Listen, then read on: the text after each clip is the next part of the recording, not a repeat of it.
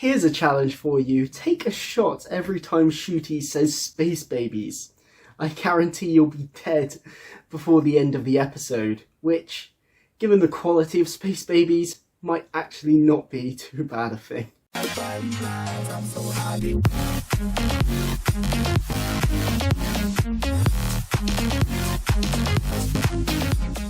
Yes, hello everyone and welcome back to the channel and welcome to my review of the new episodes of Doctor Who. The first two episodes of the brand new season starring Ncuti Gatwa as the 15th Doctor and Millie Gibson as the new companion Ruby Sunday. These two episodes are Space Babies followed by The Devil's Chord. Now these two episodes were dropped at midnight back to back, which is bizarre. We've never really had that for Doctor Who, not only them dropping at midnight but also having two episodes drop at once rather than your usual week-to-week schedule. It was a bit of a struggle, I'll be honest. I did actually watch these at midnight, mainly because I didn't want to be spoiled the next day, because I just always just subconsciously scroll Twitter. Even if I'm not really paying attention, I just scroll Twitter.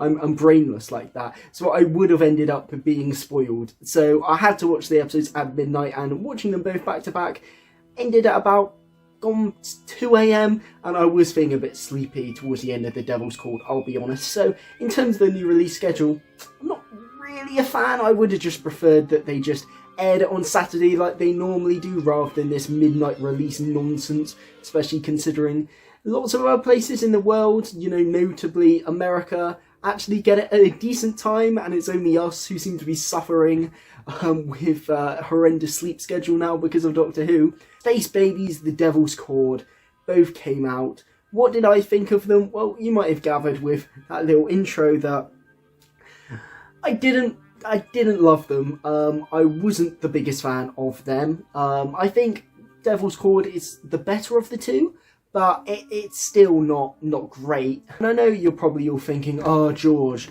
what a surprise you didn't like more RTD Era 2 episodes. It's coming from the man who hasn't liked any RTD Era 2 episodes and has been moaning about this era since before it even began. And yes, I know I sound miserable every single time I talk about this era, but I promise you guys, I do actually want to like this new era. I always want to enjoy Doctor Who, but I really want to enjoy this new era. I want to be proven wrong. I want to get enjoyment out of these episodes, and, you know, I'll have you know, I loved Wild Blue Yonder. It was not only one of the best episodes of the past decade of Doctor Who, but maybe one of my favourites ever. It was, chef's kiss, so good. It's just a shame that none of the other episodes seem to be on that level. The Giggle had its moments, but generally I haven't loved any of them other than Wild Blue Yonder, which is the massive outlier there. None of the others have been that great, and unfortunately these two episodes follow suit. And it's a shame really, because I really wanted this new era to be a big, bold step in the right direction of Doctor Who after years of it sort of not being great.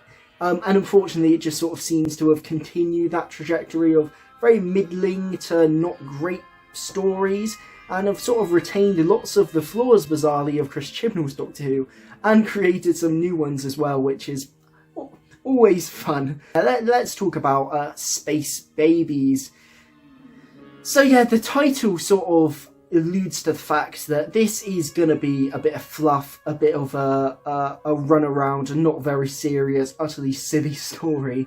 So I went into it with very low expectations. I sort of knew what sort of story I imagined we were going to get. I knew I probably wasn't going to like it. But I went in with an open mind, but with admittedly low expectations. And that's why I sort of came out with it not liking it, but it didn't offend me, it didn't anger me. I wasn't sat there seething at how silly this was. I knew it was going to be silly.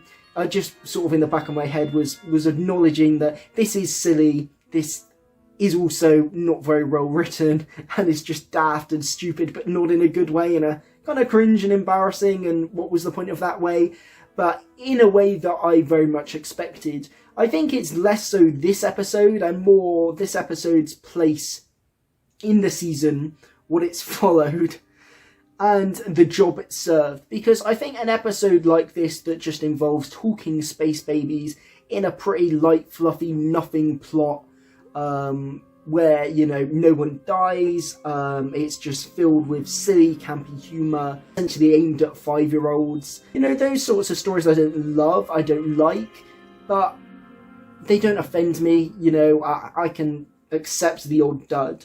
I think what makes this episode more egregious is the fact that it's the season opener, and this is the episode that, you know, you're pitching to loads of new people who have never watched Doctor Who, especially in the States. People who have never watched Doctor Who before. You know, Disney have put a load of money into this. You're doing this big marketing push, even calling it season 1 rather than season 14, because you want to make this a big, bright, bold new era for the programme. And this is how you hook in new viewers. This is essentially Rose, you know, from 2005, is what this is supposedly being treated as. And I really don't understand the thought process of having all that pressure on you, and this is the episode you serve up. I can't understand the thought process at all. That why talking babies in a silly, not serious plot that involves a literal snot monster would be your pitch to get new people in. I don't understand it. Like, why? It's almost like suicide. You're shooting yourself in the foot. You're kneecapping yourself right out of the gate, because I can't imagine anyone tuning into this and thinking, yeah, I want to watch more of that show. Genuinely, I don't understand it. It's so nothing. And yeah, I just don't understand the thought process from Rusty Davies of writing this as a season opener. You know, we can all enjoy some silliness here and there, but I don't understand this as a season opener, where the season opener for me should have been something that was pulling off all the stops in order to get new viewers hooked. Now, I'm not saying you serve up Blink or you serve up A Wild Blue Yonder or something like that as an opening story. I do understand it can't be amazingly high concept. But if you compare Space Babies to something like The 11th Hour, yeah, sure, the plot, it has its moments in terms of Amy and Child Amy and the tiny stuff with that, but Prisoner Zero, it's not the most highbrow, complicated thing you've ever heard. Realistically, it's quite simple and there's not much to it. Yet it's executed in such a way where the dialogue is razor sharp. You know, it's a simple plot, but just executed so effectively because it knew it had to hook you in. And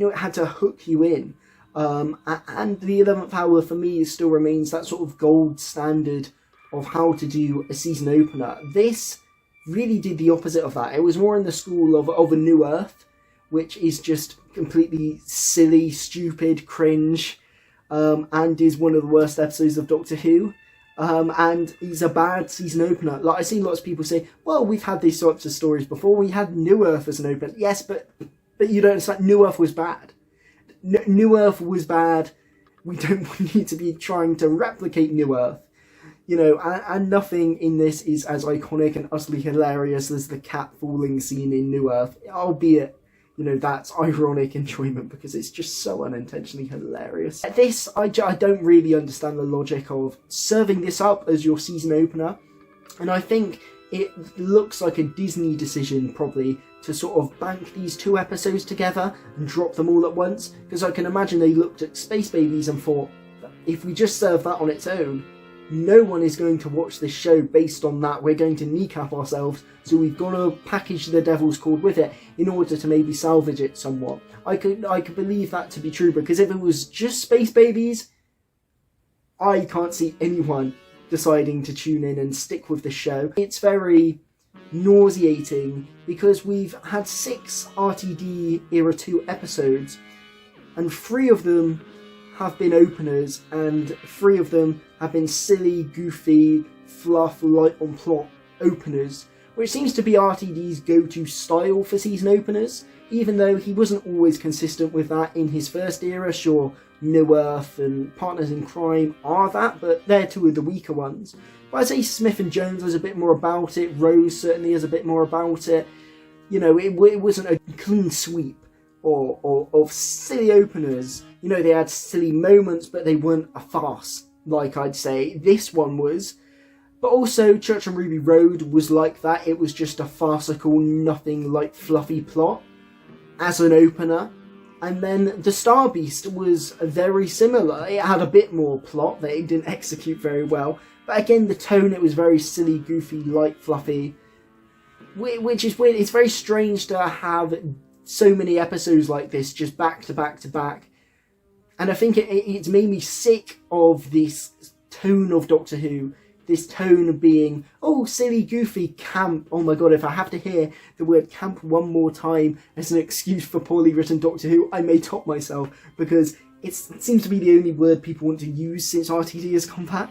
So I think it's been nauseating because we've had so many of these types of stories recently that I'm just a bit sick of them. I'm just sort of wondering what's the point. A one-off as an opener, even if I'm not the biggest fan of that style of openers, I could allow. But 3, I think, is just ridiculous, especially as they seem so back-to-back. We've literally had 2 light, fluffy, light-on-plot, silly openers back-to-back in Church on Ruby Road and Space Babies. They're the exact same tone, serving the exact same function. The existence of Church on Ruby Road really makes Space Babies feel redundant because it's essentially trying to do the same thing. Nothing plot that focuses more on allowing the characters to shine. The characters don't really shine, but I'll get onto that later. They're both trying to do the same thing, and it makes me wonder that I think this relaunch has been a massive mess in terms of its new jumping on point, because why have we had 3 season openers in 6 episodes, 3 potential jumping on points in 6 episodes? It's insane, and that's because it just feels like such a mess. Was the Star Beast supposed to be the bright new triumphant come watch this episode for new fans? Was it the Church on Ruby Road that was actually supposed to be that? Or is it now Space Babies? I don't know, because they're all trying to serve that same function.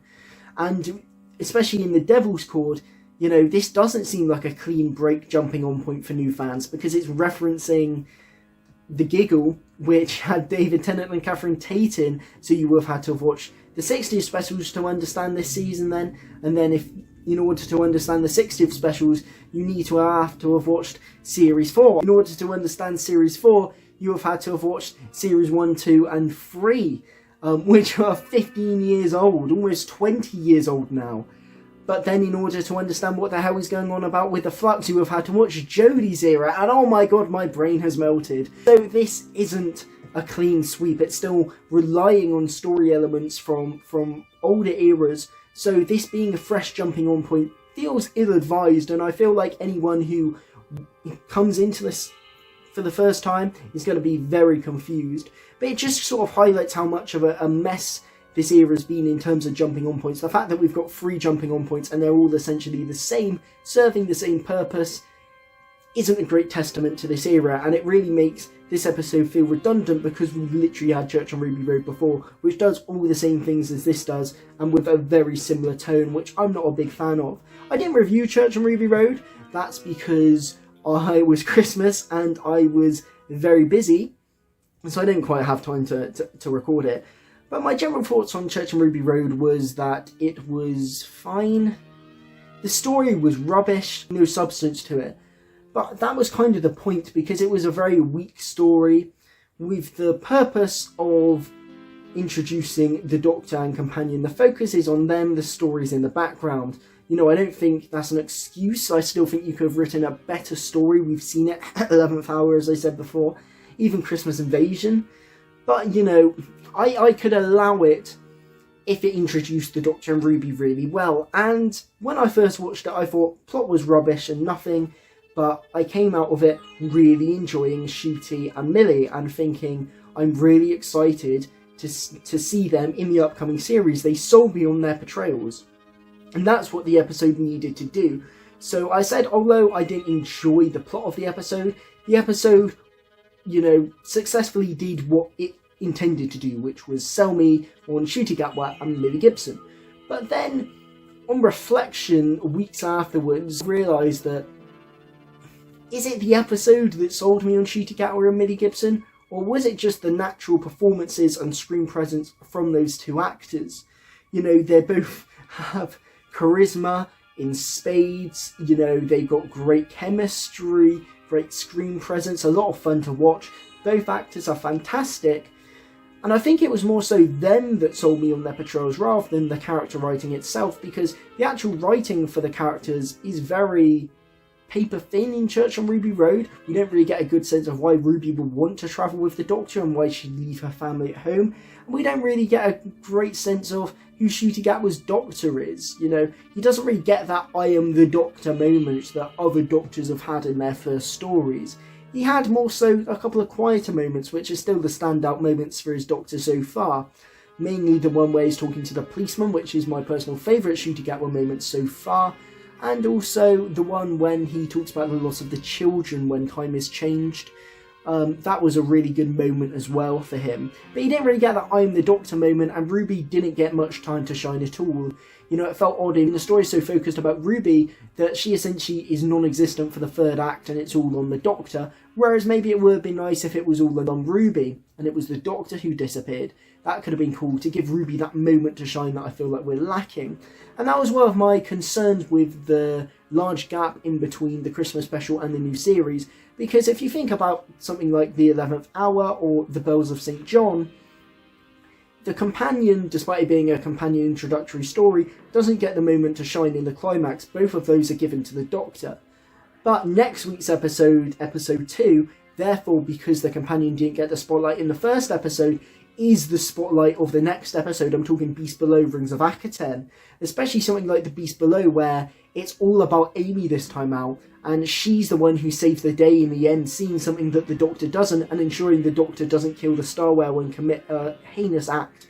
She's the one who saves everyone, purely because of her as a character, and her special skills, something that the Doctor couldn't see. She's the saviour, and you understand why Amy is a great companion and, you know, a trusted new version of this TARDIS team, a worthy addition. So she gets the spotlight there, and Clara does in Rings of Akaten. Similarly, she is the one who saves the day in the end. She gets the spotlight in the third act, and both of these companions then solidify themselves because they've got that moment to shine. And I thought Ruby didn't get that in the Church on Ruby Road, and neither did the Doctor really, but especially not Ruby. So that's why I was like, I like these two because of their performances, but not necessarily the writing. I'm still waiting for that moment. But I thought, well, surely in these two episodes, we'll get a moment like that for both of them to shine, especially Ruby. You know, she needs to get her Beast Below moment, or her Fires of Pompeii moment, like with Donna, or Rose, in Rose, she saves the day in the end. I was anticipating Ruby getting that moment, and she doesn't in either of these two stories, and neither does the Doctor.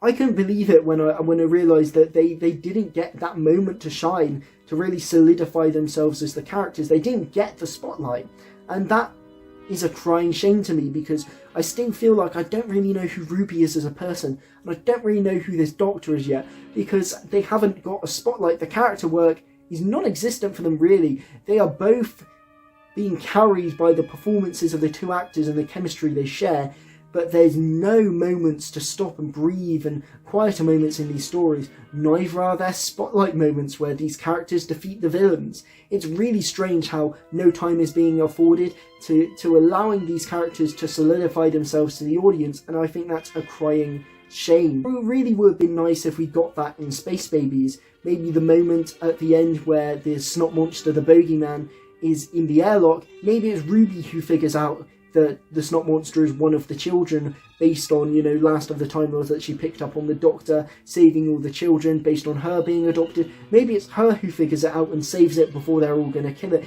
I know that's essentially just a redo of The Beast Below, and it is essentially just a redo of The Beast Below, but I think it's better than the Doctor doing it and Ruby really having no agency in this story. I think the problem is with Ruby is that you could take her out of these two stories and nothing changes in either story. Ruby might as well not be there in a plot sense, and I think that's a massive shame, because she's got no agency in this story, has nothing to do. And I think that's a real shame, because Millie Gibson's a real talented actress, and I really want some time for her to shine. Maybe in Boom, next week's episode, she might get that, hopefully it is. But I really think it should have been in at least these 3 episodes, because I'm watching these two characters and the time hasn't been afforded to them to really get me to know them and to love them, which is such a shame and so weird, because RTD made sure to do that with his Doctors and companions in his first era. So why he doesn't see it as a priority to do it now, I don't know. As I said, the bogeyman, they all decide, oh, he's good now. I don't really understand where that comes from. It's not set up at all. It just sort of comes out of absolute nowhere. It's such a bizarre reveal that doesn't do the legwork to make it satisfying. That even in a weak nothing plot, it still can't make even its little bits of plot remotely satisfying or set up. And it's just such a weird reaction. It's a scary monster, and then out of the blue, randomly, the kids are like, oh, don't hurt him. And it's like, oh, we need to save him. Why? He's shown nothing to suggest that monster is good in the entire story. Where has this come from? Yeah, Space Babies is a really poorly written story, and I'm not going to use the excuse of it being silly to justify that. Because, as I said on Twitter, something being silly isn't an excuse for it not to be good. Doctor Who can be silly, it can also be silly and good at the same time.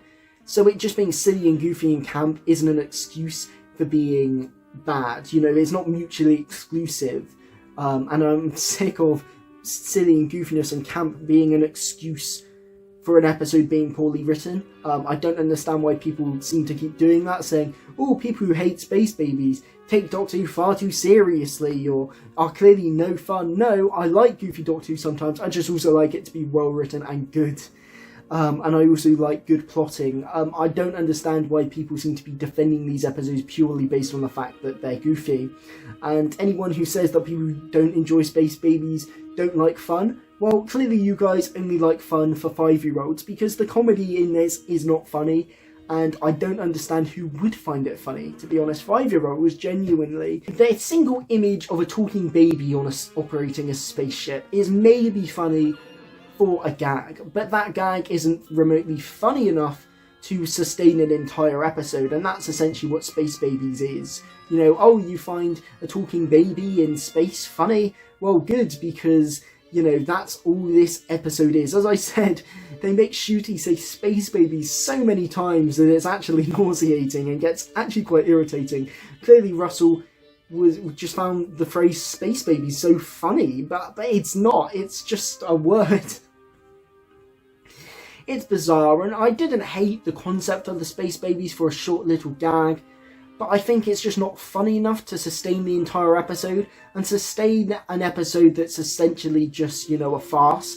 The episode just wasn't funny enough to sustain a farcical episode like that, because the humour is so lowbrow that it's aimed at 5-year-olds. You know, you've got baby jokes, snot jokes, fart jokes. It's not funny to a wide audience. It just isn't. You know, I like comedic episodes in Doctor Who, but when they're funny, you know, I like the Lodger. I think is a great example of an episode that's essentially a comedy, but it also comes from character, and the jokes are actually funny. It's situational comedy, and you know, I don't want to praise Gareth Roberts too much, because for those who don't know, he's a massive bigoted writer, and that's why he won't be returning to Doctor Who anytime soon. But, you know, episodes like The Romans as well, from the first Doctor, that's a farcical story. But it comes from character moments and situations, and it's generally just smarter written comedy than this is. This is like the lowest tier of comedy. And like I said, I think this episode hinges on how funny you find the image of a baby in space talking. And I didn't find it funny for long enough that justifies the episode being built around it. Just reminded me of a really long extended Haribo's advert with those stupid little baby voices. This is what this episode felt like. Just don't think that singular gag was funny enough to sustain such a farcical episode and such a nothing plot. I think one of the worst jokes in Space Babies, one of the most frustrating ones, is the fact that the bogeyman is made of actual bogies, which, sure, whatever, if that's the tone you're going for. But I think that the fact that the joke is so drawn out, you know, as soon as the Doctor makes the comparison, we all know where this is going. Oh, the bogeyman's made of actual bogies, of course, but they draw that punchline out for like a good minute, with Ruby just not being able to guess what it is when it's so obvious, and any comedic potential that Joker might have had is just in the gutter by the time it actually sets. So drawn out to the point that it's complete unfunny. But I'm sure it must have been something that Russell just thought was hilarious, like them constantly saying Space Babies. It's just weird that even the little nuggets of comedy that are in here are just kneecapped by the execution of them. That's the only things I say about the babies is it did allow for a couple of nice moments, mainly when the Doctor gives the babies a hug and tells Captain Poppy that no one's born wrong. I thought that was quite a nice sweet moment, and again I think Ncuti, mainly because he's only really been given these quieter moments, but I think he's really shone in these quieter moments. But other than that, I just thought the baby stuff, it's harmless, it's inoffensive, but it did get quite tiresome. And as I said, I don't think the gag justifies this episode existing, which is essentially the only reason it exists, because it just contains all the runtime. So yeah, this episode is just really poor for me. I didn't find it funny. The plot is nonsense, and even small aspects of the plot just aren't even bothered to be set up. The resolution is almost like a parody of other episodes of Doctor Who. It's just crazy. That sort of, the villain's good has been done in the Hyde and Time Heist, but it was done a lot better and set up a lot better in those, especially Hyde. The legwork just wasn't even done here. It's annoying because the first 15 minutes or so were actually really good, mainly before they get to the baby ship. When Ruby goes back to dinosaur times, you've got that sort of butterfly gag joke, which is fun. I think it would have been better if it wasn't shown in the trailer, although it works quite well in the trailer, but I knew the punchline was coming, so how funny I found it, while I was watching the episode was limited because I knew what was coming. But it's all fun. I love the bit where Ruby just pops in random numbers for the Doctor to type in as a year, and she's getting excited and hopping around. That's all good fun. And as I said, I think her and Ncuti have electric chemistry, and they're genuinely one of the few highlights of these episodes. Even if their characters aren't really getting moments to shine, their chemistry is shining through because, they are great performers and work really well together. So that was all good. Although I feel like a lot of this felt like speed running through the sort of the cliff notes of Doctor Who. It felt like we had a checklist of everything we need to establish to the new viewer, and we're just sort of breakneck pacing going through that checklist without really taking any time to dwell in any of these moments or make them come up organically. I think the biggest moment of that is the phone scene, which the Doctor just sort of randomly gives Ruby the power to phone home, like in The End of the World, but there's no time spent on bringing up that scene organically, and then when she rings her mum, it's like a carbon copy scene of where Rose phones Jackie, but just a bit worse. It doesn't come up organically, and like the Doctor explains Ruby he's got two hearts, he's a Time Lord, how he got the title the Doctor, all these sorts of things. It's just bash bash bash, all, it's like a speed run of introducing a Doctor Who companion, but in the sense that they go for it so quickly that it doesn't really impact Ruby or allow the scene to breathe or establish her or establish him. It feels like it's sort of less for Ruby's benefit and more to new viewers' benefits. It feels like the Doctor is talking directly down the lens and I have two hearts, remember that, there will be a test. It just felt like Russell doing what he'd done before, but just a lot worse, and sort of removing the elements that made those scenes work in his original era, which feels like a lot of these specials, reusing ideas he's done before, but making them worse and missing the point of what made them work so well in the first place, which is baffling when it's the same man writing it. I just hope that we don't have another episode like this, because we've only got 8 episodes this season, and it feels like a waste to have such a farcical nothing episode here, when the Christmas special was exactly like that as well. I hope that we really have, more meteor episodes coming forwards, and we don't waste it, essentially, because I do feel like this episode was a waste. Nothing in this episode we learn we didn't already know in Church on Ruby Road, and I feel like you could just watch The Devil's Chord and not really miss anything. It feels very disposable, it doesn't really have a purpose, and is just such a vacuous episode of nothingness in terms of a plot. So yeah, I don't really like Space Babies at all, but it is what it is. I expected to not like it. I just hope that, the episodes are a bit more meatier from this point onwards. Devil's Chord was the next episode, and it was certainly better, an improvement on Space Babies, although to be honest, anything probably would have been an improvement on Space Babies. But The Devil's Chord was certainly better than Space Babies. It was certainly an improvement, a much better episode. I certainly got a lot more enjoyment out of it, but still wasn't that great. I'd still say it was very mid-average to bad. and I'd still say it's heavily flawed. I'd say certainly rather than Space Babies, in which the concept was a bit of nothing, I actually think the concept of this story is actually really good. I just think it could have been executed in far better ways. If you were following the marketing and expecting this to be a Beatles-centric episode, you would be very underwhelmed, because the Beatles are barely in this story.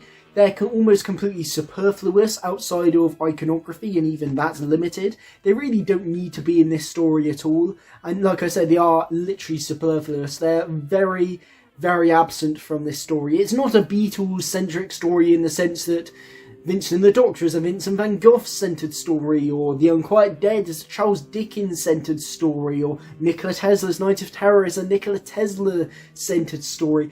This isn't doing that for the Beatles. The Beatles are glorified background characters in this story.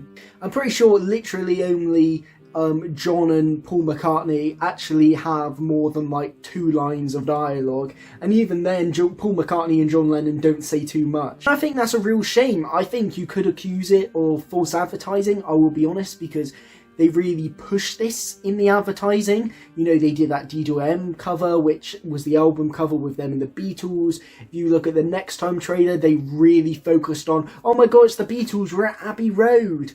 And yeah, what you see in the trailers is there's not too much more than that in terms of Beatles stuff in this episode, which I think is a real shame. I had a little bit of an inkling that the Beatles weren't going to be in it that much, but I think if you were going into this thinking it was a Beatles episode, you would be sorely disappointed. And I had to tell my parents going in, because I'm sure they would have thought, oh, it's a Beatles episode, I'm really excited for this. And I had to say, listen, don't get your hopes up expecting it to be a Beatles episode, because it isn't.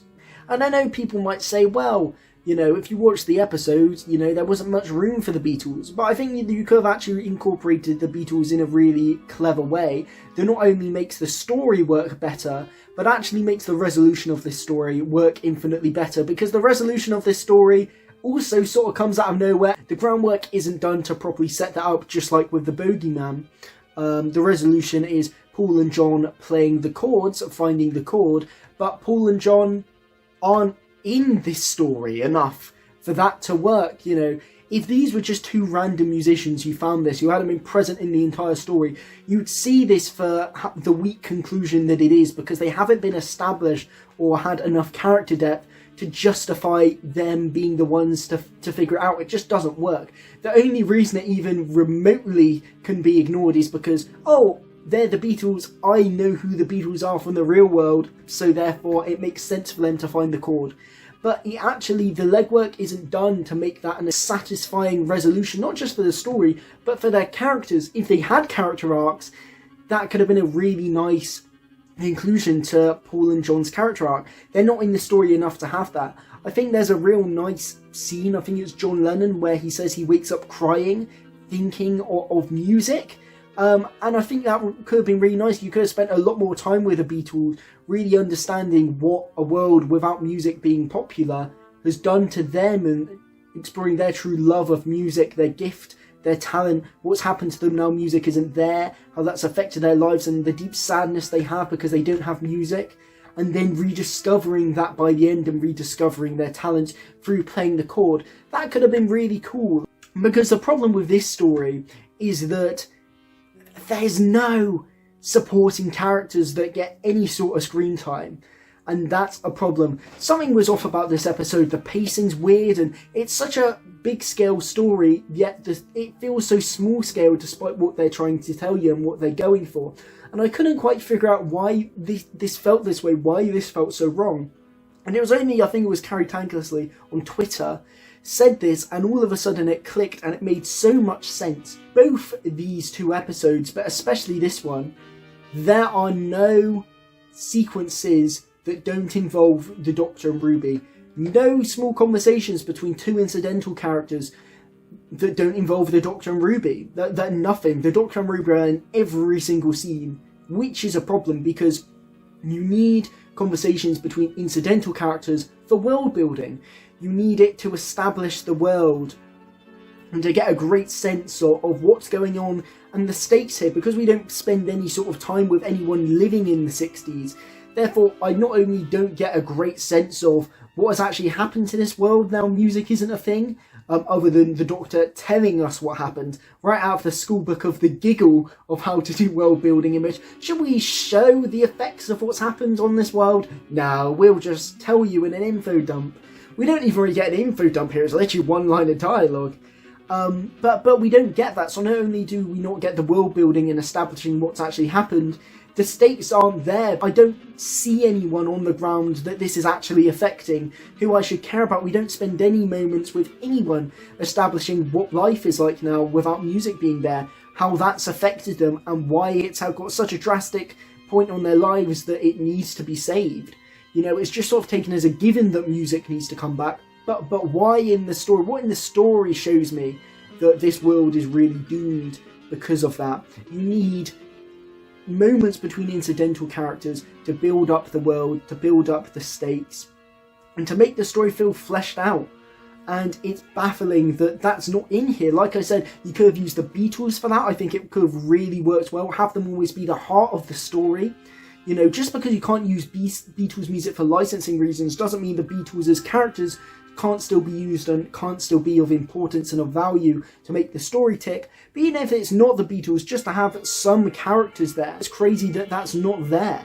Like, obviously, Vincent van Gogh is the linchpin on the emotional linchpin to that story. Same with Charles Dickens in The Unquiet Dead. But you've also got people like Gwyneth and Mr. Sneed and all these people in The Unquiet Dead that are affecting to what's happened, bouncing off Charles Dickens, the Doctor, Rose, you know, really setting the scene, world building, you know, of Victorian Cardiff and what's happening with the ghosts, setting the state. We don't have that here.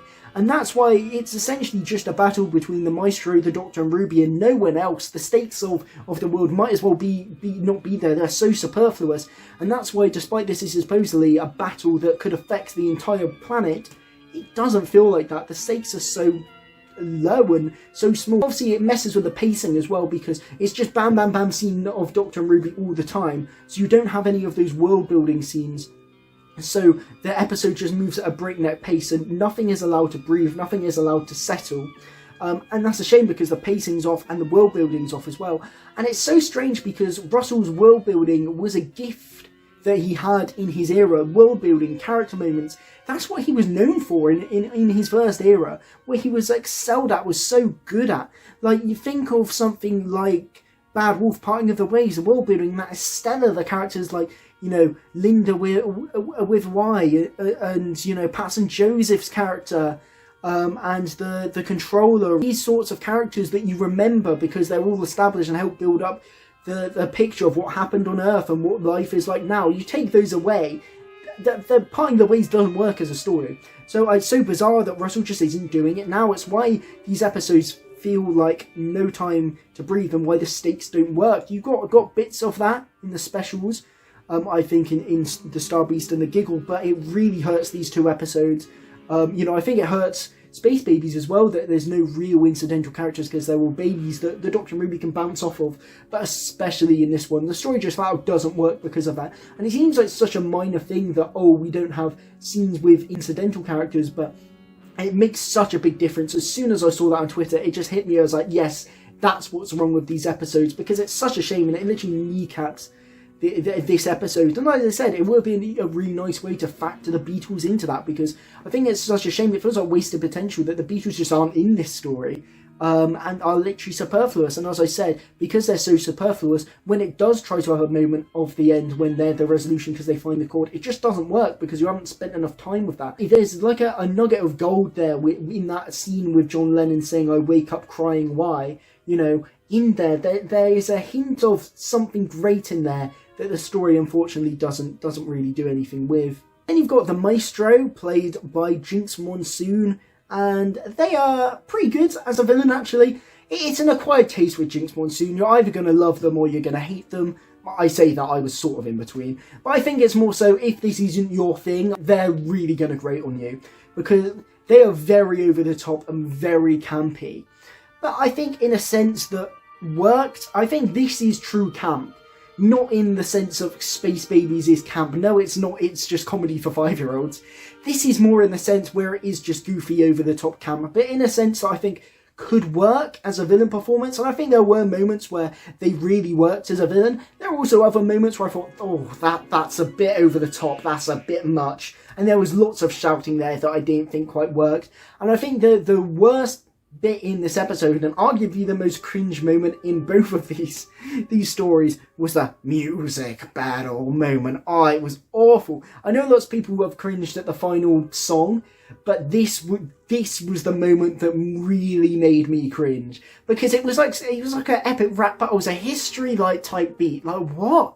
Like, that hasn't been relevant for like 15 years. That's crazy. I remember when they did an epic rap battle as a history parody at the end of like the SpongeBob Sponge Out of Water movie, and it felt dated then, and that was 2015. That's literally 9 years ago. So why is that happening here? That really just felt like a how do you do fellow kids RTD moment, not realising he's 15 years behind. Oh, that was cringe, and the way it's edited and performed, really strange. Like I said, it just reminded me of epic rap battles of history. So I think that was a bit over the top, but generally I think Jix Monsoon brought an energy, a presence, and a lot of fun, yeah, threatening edge to this character that I think worked. You know, I think Space Babies lacked a good antagonist, as did Church on Ruby Road, so it was nice to have that here. It's the performance that really sort of holds this story up, because without it, it doesn't quite work. What I wasn't a big fan of the Maestro, though, was its connection to the Toymaker. Mainly because I think it devalues the Maestro as a villain, and also devalues the Toymaker for me. So one of the things I love about the Toymaker and find him so threatening as an antagonist is I sort of see him as this like lone god type, where he's just in his own dimension, completely alone, cut off, isolated from the rest of the world, and he's so bored yet got so much power that he lures people there and uses them as his playthings. Him being alone and being nothing like him in the universe, such a weird facet of creation, is what makes him so unique, but also so scary at the same time. You know, I mentioned it in my Giggle review, but that animation by Dino Puff, the shots and how they portrayed the Toymaker in their animation really sold that to me. I know someone will say, actually, the Toymaker has had relatives and other people like him in the expanded media. There was actually a cancelled second Doctor story involving his sister. Yes, I'm aware of that, but obviously, I think for my personal thing, how I like to view the Toymaker, I prefer that lonely god approach. You know, I know the Toymaker has had siblings in the expanded media, but that's the expanded media. And also, you know, I know that's happened, but it's my personal way of how I think about the Toymaker, and how I think it just makes him more threatening as a concept. I think that having the Toymaker have kids, I made a joke, and you know, it does sort of sound like I'm just annoyed that the Toymaker canonically fucks now. It sounds very silly when you put it like that. It's more just the fact that I think that the Toymaker having kids or any sort of relatives, but I think especially kids, as I said, removes that lone god aspect that I think makes him so compelling. But I also think it almost humanises him a bit, you know, to have something so known to us, so familiar, be associated with him, sort of removes that mystery that makes him so entertaining as a villain, by having something as human as children. Yeah, I just think it devalues him as a threat a bit. And I also think it devalues the Maestro, because as soon as you compare the Maestro to the Toymaker and make that concrete link in the story, now all of a sudden all I'm thinking of, the Maestro is just a B-Tech version of the Toymaker. And it's true, the Maestro is a poor man's Toymaker. And that's such a shame, because I like the Maestro, I like the power set, I think the performance from Jix Monsoon is entertaining, but it is just a weaker version of the Toymaker with a power-swapped gimmick. That is what the Maestro is. And as soon as you make the connection between the Maestro and the Toymaker, you're all of a sudden reminded of, oh, it's just a bit of a worse version of another good Doctor Who villain. And you're reminded of how good the Toymaker was, and you're thinking, technically I'd rather be watching the Toymaker right now. And it's a shame, because I like the Maestro, but it is just a worse version of the Toymaker with less about them. You know, there's less concepts, less power, less ominousness. Just in general, the Maestro isn't as good as the Toymaker, and I think it's a shame, because I think the Maestro, on its own terms, I think is a really good Doctor Who villain and a good performance, but it's not a patch on the Toymaker, and I think it's a shame they made that link. It feels like almost like he's kneecapping yourself a bit to sort of remind people of a better villain. so it sort of overshadows what you're doing at the moment. It's a similar thing that actually happened to the Toymaker in the giggle when the Toymaker mentions the one who waits. All of a sudden you're overshadowing the Toymaker and overshadowing the threat they have by trying to build up an even more powerful villain. And it's a similar effect here, in which by reminding people of the more powerful Toymaker, you're devaluing the current presence of the Maestro a bit. So I think that was a bit of a shame of the link. I know their power sets are similar, but I just think it did the Maestro a bit of a disservice when on their own terms I think Jinx Monsoon's Maestro was a good villain. The thing is with the Devil's Chord though, is in terms of its tone, it's very campy and silly, obviously not juvenile like Space Babies, but I think that it's a bit weird that this Church on Ruby Road and Space Babies all have a very campy, silly tone to them. Which is a shame, because as a show that can go anywhere and do anything and be anything genre-wise, I think it's really strange that we've got 3 episodes of the series that are all going for the same thing tonally. And I think it could mistake viewers into thinking this is all this is. Which is a shame, because Doctor Who can be so much more. Doctor Who is so much more than just being silly and camp. And I think that Boom looks like it's not going to be that. But I think it would have been worth, in that case, having Boom be packaged with Space Babies rather than the Devil's Chord, because then you're really showing the lengths of how Doctor Who can differentiate itself tone-wise rather than just location, because all these episodes are tonally the same, a tone that I don't think really works, but they're all tonally the same, they're all silly and goofy, and I think that it could sort of lull people into a false sense of just presuming that's what Doctor Who always is. I don't think it works great as a showcase of the potential of Doctor Who, which is a shame, because I don't think all the episodes are going to have this tone. As I said, Boom certainly doesn't look like it is.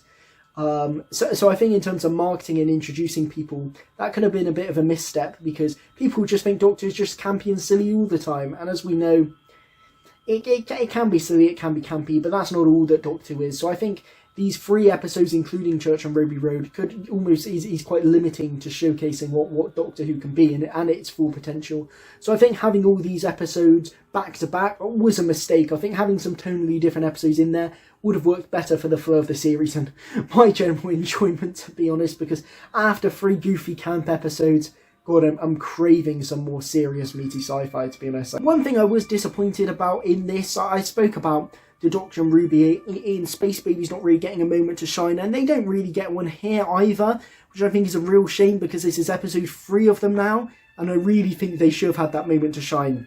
And there's a crying shame that they haven't. Especially Ruby, man. Especially Ruby. I'm actually starting to get annoyed by this point of how they seem to be treating Ruby, because it feels like we've learned no mistakes from Series 7B and how Clara was introduced. In terms of, Clara was obviously introduced with the mystery surrounding her as a companion, the Impossible Girl.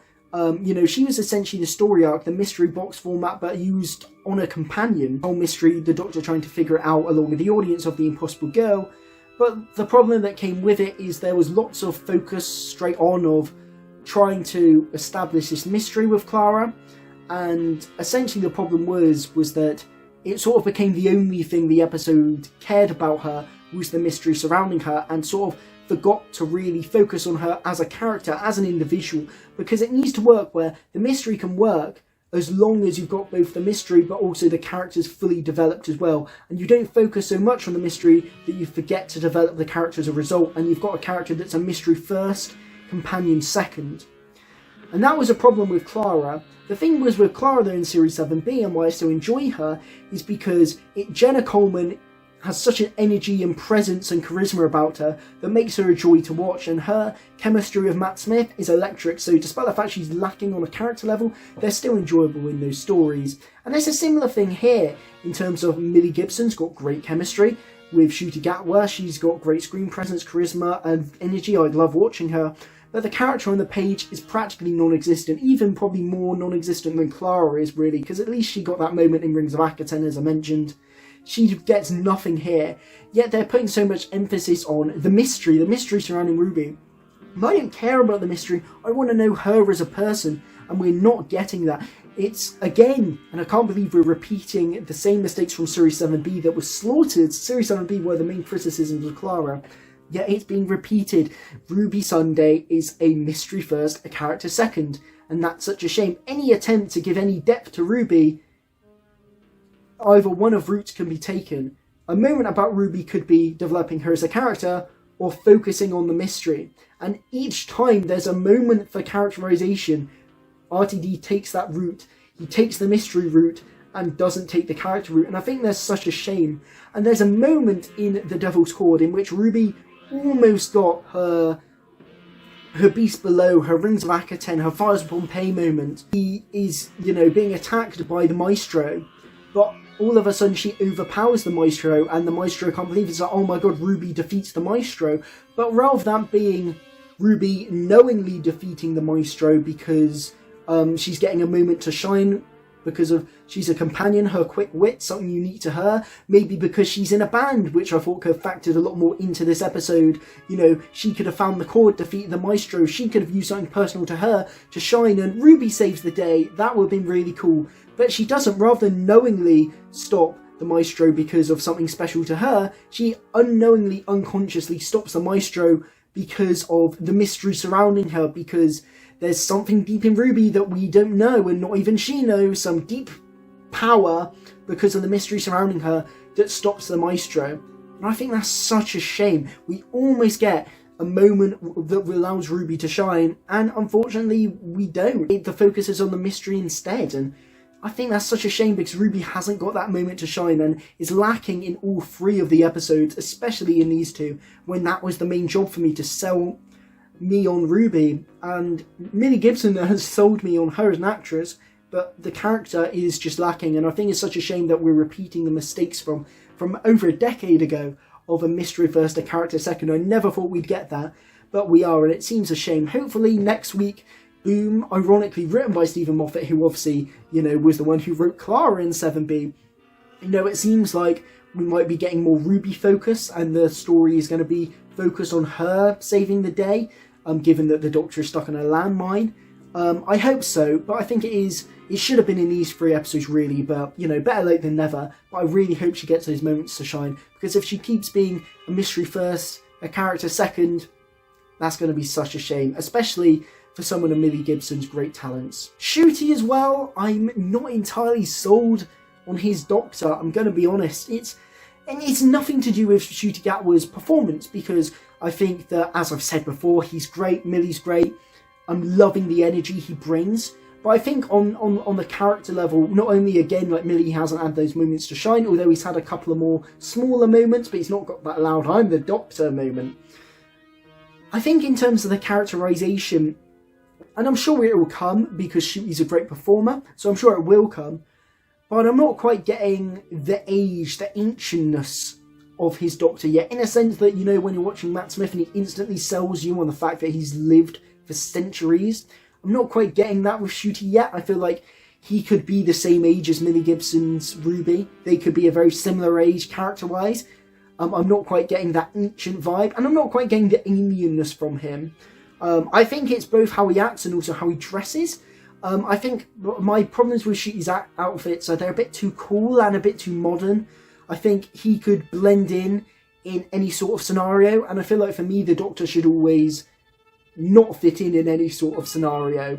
I feel like the Doctor should always dress a bit daft. Out of time is how I'd say describe the outfits I love about which the Doctor wear. A bit daft, but out of time generally. Something that makes you think, oh, he's a time traveller, he's an alien. I don't want to keep praising Matt Smith. You guys all know I'm a Matt Smith shill, so it's no surprise.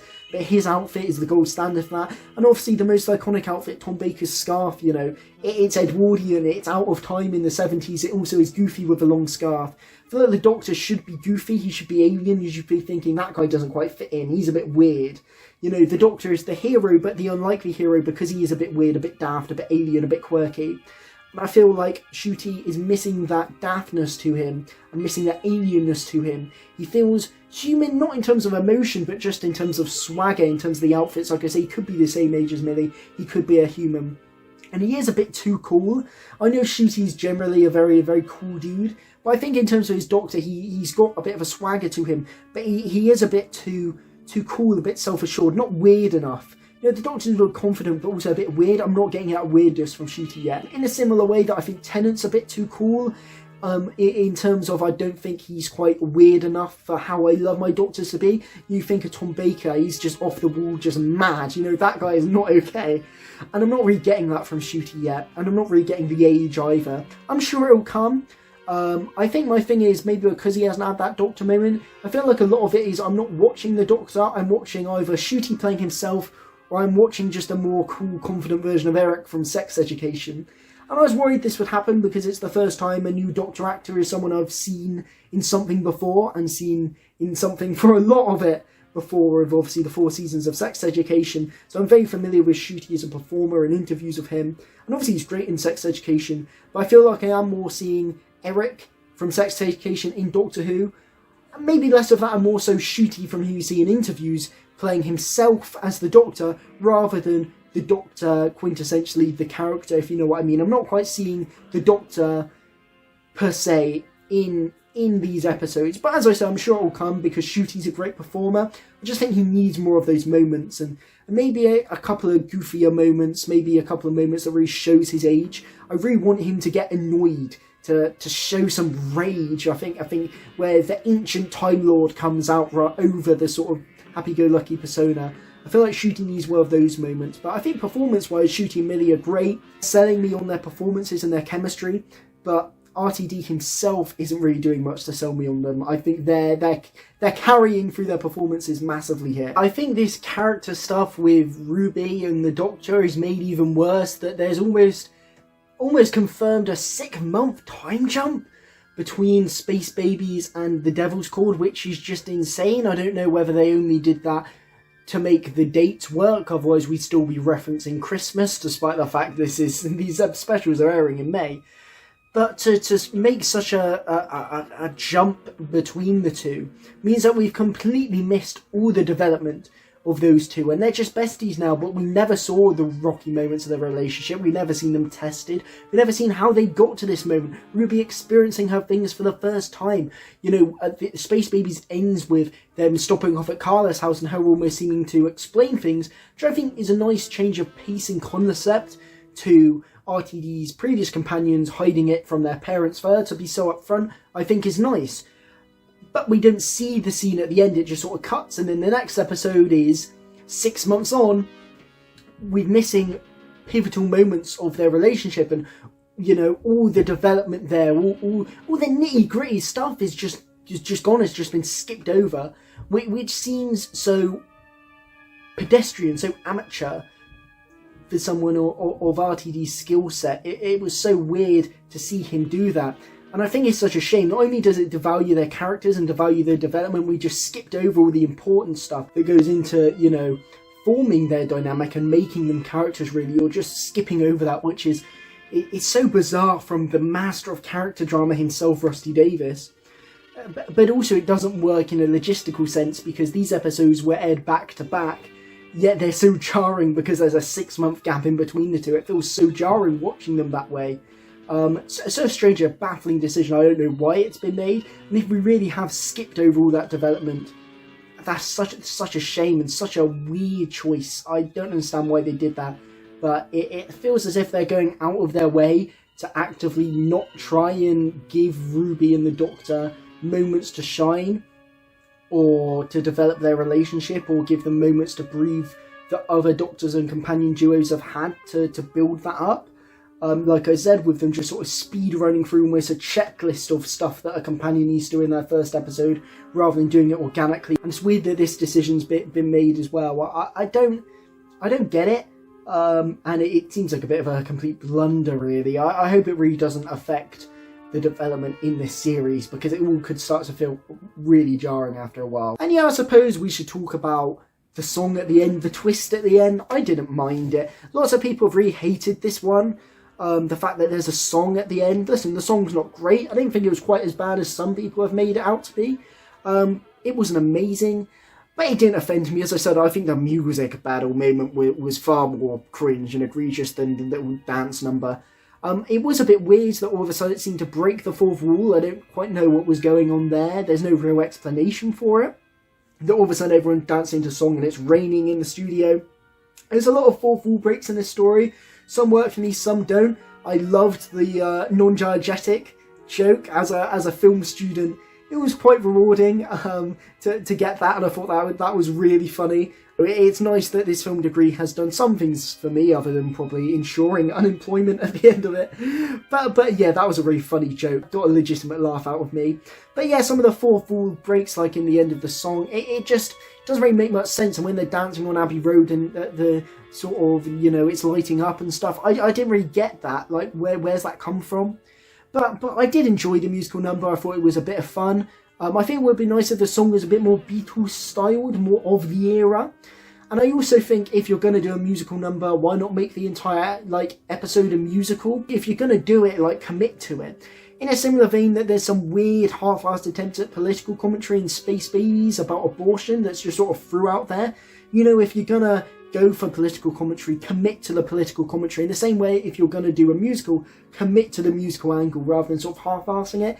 But the song didn't offend me. It's a bit of fun. Ncuti Gatwa certainly can sing, can't he? That's sort of the goofiness and the silliness that you can get away with, as opposed to Space Babies, which is juvenile goofiness that I don't think you can get away with. I think The Devil's Chord actually probably sound a bit more positive after recording this than perhaps I was after watching it. Maybe it's because I was a bit tired after watching it. I think on the whole, I don't think it's a great story. I don't think it's terrible. It's certainly not on the level of Space Babies bad.